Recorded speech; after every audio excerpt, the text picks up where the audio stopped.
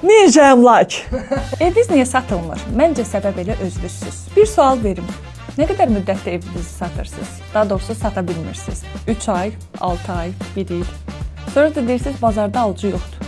Bazarda alıcı var. Sizin evə çatanda qaçırlar. İndi inciməyin. Gəlin baxaq niyə? Birinci səhv. 200 minlik evinizi 260 minə satışa qoyursunuz. Səbəb də qonşu Eşən dayı deyir ki, mən olsaydım 260 minə verərdim. Halbuki Eşən dayının özünün evi satılmır. Bəlkə də heç evi yoxdur. İkinci səhv. Evin elə şəkillərin, videolarını çəkirsiniz ki, başa düşmürsən bu evdir, yoxsa zəlzələdən sonra olan röportaj. Üçüncü səhv. Elanda yazırsınız ki, real alıcı narahat etsin. Qardaş, şərtlər real olmalıdır ki, alıcı da real olsun. Ən maraqlısı da odur ki, elanlarda yazılır ki, ev təcili satılır. Amma söhbət gəlib qiymət endirimə çatanda tələsmirəm, gözləyərik. Məsələ də odur ki, bazar qiymətini satıcı yox, alıcılıq qabiliyyəti müəyyən edir. Onu qeyd edin ki, evi satmaq təkcə elan paylaşmaq deyil.